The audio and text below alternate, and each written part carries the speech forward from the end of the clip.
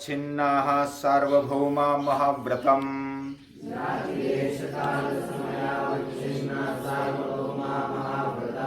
जाति देश काल समयावच्छिन्नाः सार्वभौमा महाव्रतम्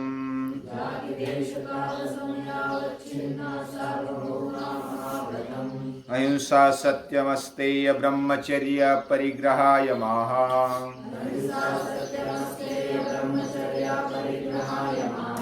अहिंसा सत्यमस्तेय ब्रह्मचर्य परिग्रहाय महा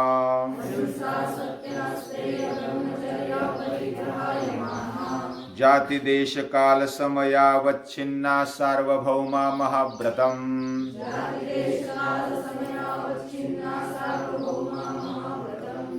देश काल समयावच्छिन्नाः सार्वभौमा महाव्रतम्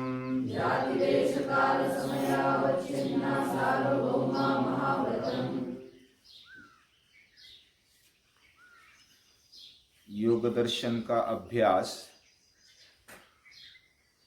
ये जो अभ्यास है हम खुद के लिए कर रहे हैं, खुद के जीवन में अच्छा परिवर्तन आ जाए, हम अपने ही कंट्रोल में हो और सतत विकसनशील जीवन हमारा रहे, ये हमारा प्राथमिक उद्देश्य है।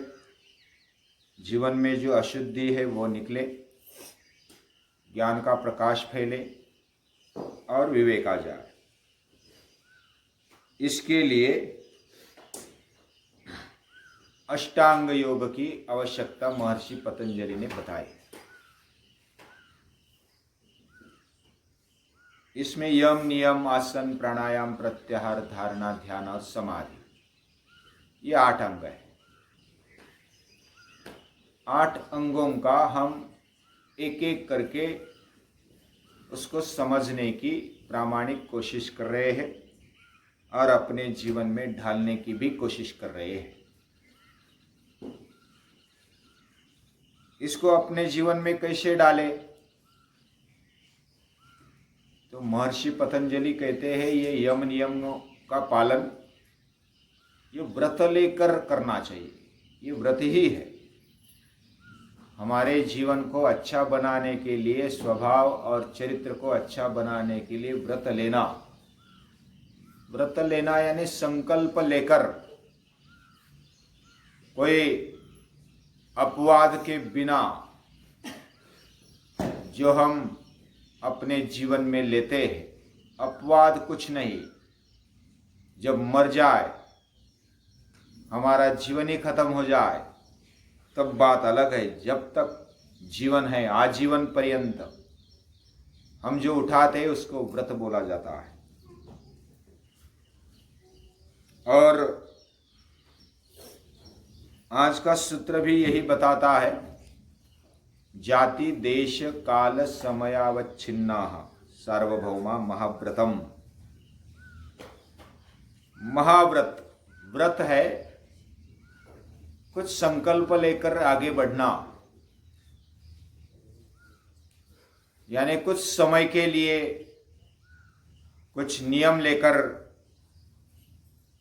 कुछ परिस्थिति में या तो ठिकान पर और किसी जाति विशिष्ट में जब हम किसी नियम को पालते हैं, उसको व्रत बोला जाता है।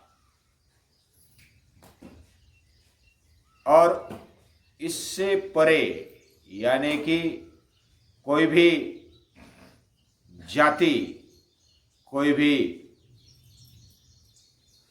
प्राणी, पशु, पंछी, किधर भी हम रहते हैं, कौन सी भी जाति में रहते हैं, कौन से भी देश में रहते हैं, कौन सा भी काल हो, समय हो, और कौन सी भी परिस्थिति या तो कौन से भी नियम हो, उस नियम से हमारा व्रत टूटेगा नहीं। अगर ऐसा व्रत है अवच्छिन्न, यानी कि उसमें छिन्न न होने वाला, उसमें न टूटने वाला, ऐसा अगर व्रत है तो उसको महाव्रत बोला जाता है। यानी आजीवन पर्यंत कोई भी देश में, कोई भी काल में, कोई भी नियम में, कोई भी परिस्थिति में जो टूटता नहीं है उसको महाव्रत बोला जाता है। और व्रत किसको बोलते हैं? किसी विशिष्ट समय के साथ, किसी नियमों के साथ, किसी परिस्थिति के साथ, किसी काल के बंधन में आकर, किसी स्थान के बंधन में आकर मैं इधर जाऊंगा और ऐसा व्रत करूंगा, मैं जब तक पाठशाला में हूं तब तक योग वर्ग करूंगा। ये देश में सीमित हो गया, स्थान में सीमित हो गया, ये व्रत हो गया। लेकिन महाव्रत कौन सा? मैं पाठशाला में होऊंगा या मेरे गांव में होऊंगा या दुनिया में किधर भी जाऊंगा, अमेरिका, ऑस्ट्रेलिया, न्यूजीलैंड, कोई भी देश, जापान, चीन, जिधर भी जाऊंगा, अंटार्कटिका में भी जाऊंगा तो भी सिर नमस्कार या तो योग छोड़ूंगा नहीं। ये हुआ महाव्रत।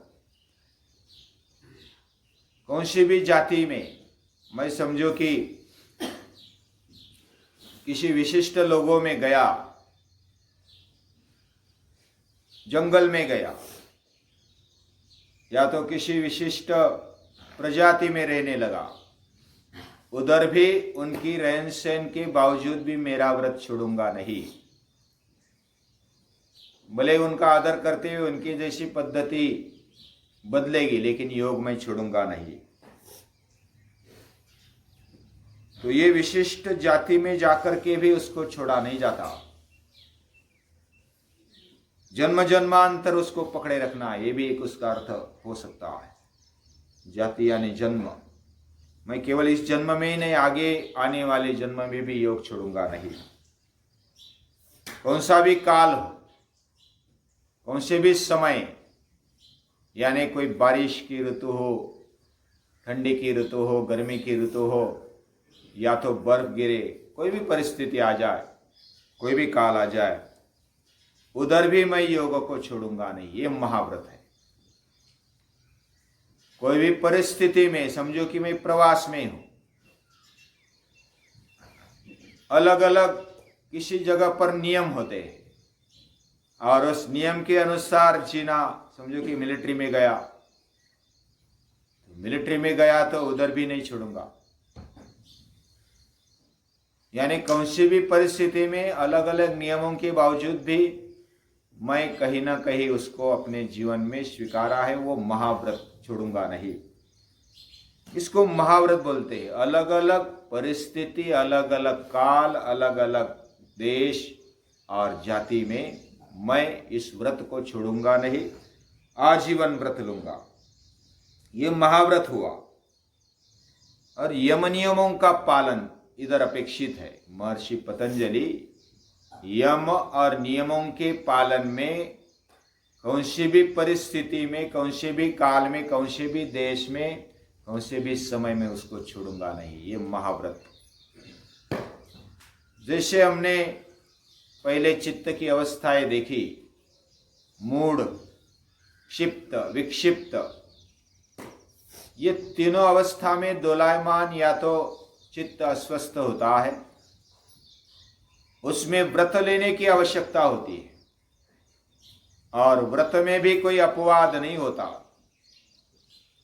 उस समय ये व्रत लेकर मैं अपने जीवन को अच्छा बनाऊंगा। और ये जो है, ये तीनों अवस्था में पकड़ना होता है। जबरदस्ती हमने हम पर, खुद पर कुछ जोर लगाकर व्रत लेते हैं। तो मूढ़ अवस्था में, क्षिप्त अवस्था में, विक्षिप्त अवस्था में ये करना जरूरी होता है। बाद में जो दो अवस्थाएं रहती है, एकाग्र और निरुद्ध, इसमें तो हम पूरे इंद्रियों को कंट्रोल कर चुके होते, तब एकाग्र होते। और निरुद्ध अवस्था में तो कोई प्रॉब्लम ही नहीं है। निरुद्ध अवस्था में अनायासी पाला जाता है, यानी हमारा स्वभाव ही वैसा बनता है। अपने आप अहिंसा, अपने आप सत्य, अपने आप अस्तेय, ब्रह्मचर्य, अपरिग्रह, वो अपने आप पाला जाएगा। अपने जीवन में वो उसका पालन होगा। एकाग्र अवस्था में हमने अपने इंद्रियों को, मन को वश कर लिया है, इसलिए उसमें भी पालना सहज हो जाता है, उसमें भी कोई अपवाद नहीं रहता। अपवाद यानी कोई नियम को ढीलापन देने की जो जगह होती है। समझो कि मैंने संकल्प कर लिया कि मैं हर रोज ठंडे पानी से नहाऊंगा, लेकिन ठंडी के ऋतु में बहुत ठंडी पड़ गई, 2-3 डिग्री तक टेम्परेचर आ गया, और फिर मैंने अपने आप को कहा अभी एक दिन से क्या होगा, जाने दो। पूरे साल भर तो मैंने ठंडी पानी से किया ना, तो ये व्रत नहीं होता। मैंने संकल्प कर लिया, ठंडी हो या गर्मी, धूप हो या बारिश, कौन सी भी ऋतु में मैं उसको छोड़ूंगा नहीं, ये व्रत बोलते हैं उसको। और इस तरह से अहिंसा हो, सत्य हो, अस्तेय हो, ब्रह्मचर्य हो, अपरिग्रह हो, योगी इसको छोड़ता नहीं है। सार्वभौमा महाव्रतम, ये सार्वभौम महाव्रत है, यानी कि ये जो इसको पालना, इसको अपने जीवन में लाना, ये महाव्रत ही है। ऐसा नहीं बोल सकते कि मुझे योग करना है लेकिन ये नहीं पालूंगा। ये तो योग का अंग है, ये नहीं पालेंगे तो योग हो ही नहीं सकता। जैसा कोई बोलेगा कि मुझे जंगल का राजा बनना है लेकिन मैं शेर जैसा नहीं बनूंगा, तो शेर जैसा नहीं बनोगे तो फिर राजा कैसे होगे? राजा तो बनना है, मुझे परीक्षा तो पास करनी है, अभ्यास नहीं करूंगा, ऐसा बोलने जैसा है। अभ्यास किए बिना परीक्षा पास होना मुश्किल है, नामुमकिन है। वैसा ही यम नियम के बिना योग करना मुश्किल ही नहीं, नामुमकिन है, यानी वो शक्य नहीं है। अपने मन को ही, इंद्रियों को ही कंट्रोल नहीं कर सकते तो आगे क्या करेंगे? योग ये संतुलन है, योग ये कंट्रोल है हमारे इंद्रियों पर, मन पर। कंट्रोल आदमी के लिए होना चाहिए। कोई बोलेगा कि मेरे मन में आया सो किया, ये तो जानवर भी मन में आए वैसा नहीं करता है, तो मनुष्य तो बुद्धिमान है। जानवर भी उसका समय होता है, खाने का, उठने का, बैठने का, वो जंगल में छोड़ेंगे तो उनका समय होता है। उनका काम भोग, उसका भी समय होता है। इच्छा वासना पूरी करने का भी उनका समय होता है, तो वो भी संयमित रहते हैं। लेकिन हम उनका नाम लेते हैं तो हम उनसे कुछ अलग है, हम बोल सकते हैं इसलिए नाम ले लेते हैं। लेकिन हमारा जीवन अच्छा बने ये सभी को लगता है, और बिना बांध डाले कोई भी पानी ऊपर या तो जिधर चाहिए उधर नहीं जा सकता।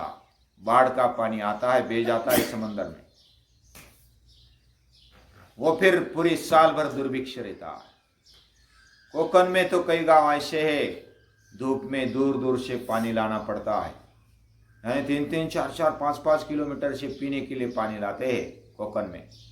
कई खेड़ूत, कोई देहात ऐसे, उसमें बहुत दूर से पानी लाते हैं। लेकिन बारिश में इतना बारिश होता है, इतना बारिश होती है कि उनको बाहर निकलना भी मुश्किल हो जाता है, इतनी बारिश। और जब बारिश निकल जाए तो पीने के लिए पानी नहीं।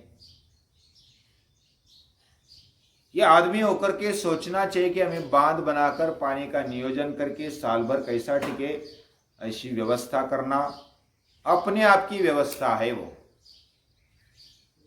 खुद की व्यवस्था खुद करना ये तो सहज है। हमारे इंद्रियों की, मन की और पूरे जीवन की व्यवस्था करना ये हमारे हित की बात है। तो हमारे हित की बात भी अगर नहीं करेंगे तो उसके जैसा फिर दुर्भागी कौन बोला जाएगा? ये हित की बात है। व्रत लेना ये कोई जबरदस्ती नहीं है। यथ योगानुशासनम, ये अनुशासन है, स्वयं अनुशासन, सेल्फ डिसिप्लिन होनी चाहिए। पहले पहले बचपन में इतना समझ में नहीं आता कि ये करना चाहिए, सुबह उठना चाहिए, क्यों इतना तकलीफ लेना, ऐसा लगता है।